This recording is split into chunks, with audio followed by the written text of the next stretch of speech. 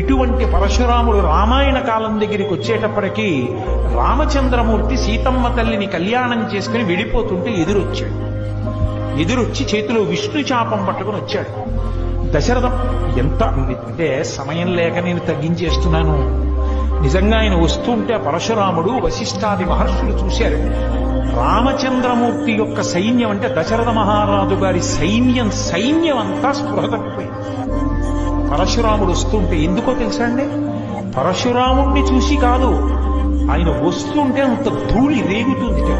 ఆయన తపశ్శక్తి అటువంటిది, ఆ తేజస్సు అటువంటిది. ఆ ధూళికి ఆయన వెలుతురికి చూసి పడిపోయారు వాళ్ళు. ఆయన నిజంగా వచ్చి నించున్నాడు జటామండలంతో, శివుళ్ళ. ఆ వాల్మీకి మహర్షి అయితే త్రిపురాసుర సంహారం చేసిన పరమశివుళ్ళ ఉన్నాడంటే